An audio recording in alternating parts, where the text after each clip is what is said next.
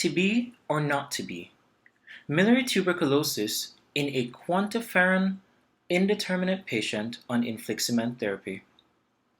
Miliary tuberculosis results from massive hematogenous dissemination of tuberculosis, typically to the lung, bone, and less commonly to the gastrointestinal tract.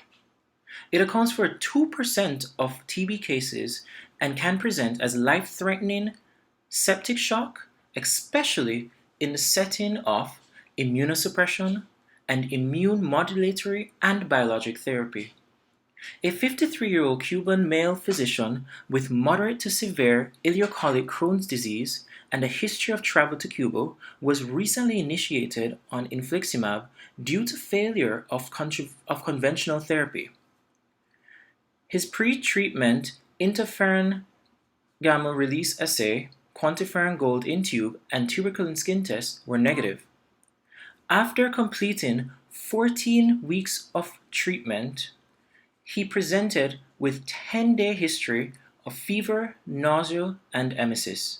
He also recalled unintentional, undocumented weight loss over his treatment course.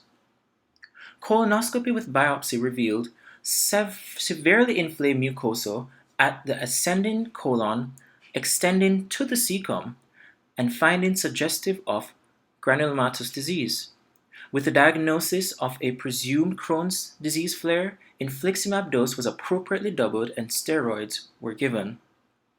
Biopsies subsequently revealed numerous acid-fast bacilli. Therapy was immediately aborted, and he was then advised to initiate TB treatment.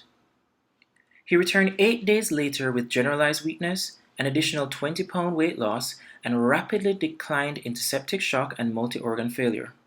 During emergent laparotomy, the small bowel and omentum were studied with white granulomatous nodules. He expired on the first day post-op. Sputum, omentum, and abdominal wall cultures were all positive for Mycobacterium tuberculosis.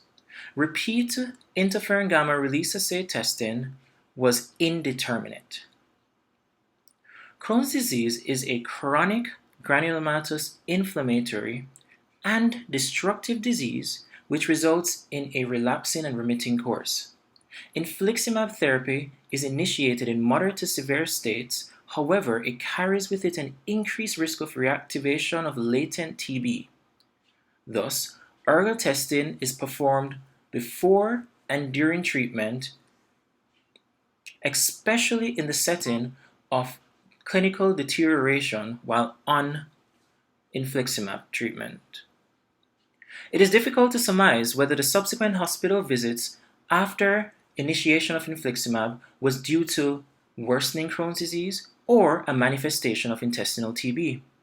Chronic granulomatous disorders of the intestine can have strikingly similarity in features, thus it is challenging to distinguish one from the other based on symptomatology alone.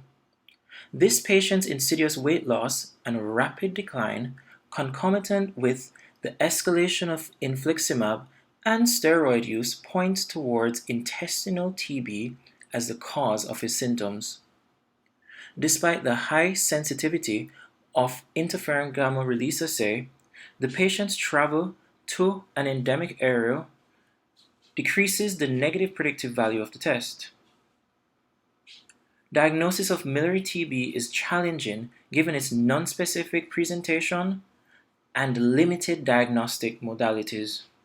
Therefore, patients continually exposed to endemic areas with certain risk factors resulting in a weakened immune response or a blunted immune system require more frequent diagnostic reevaluation, especially in the setting of the need to escalate infliximab doses.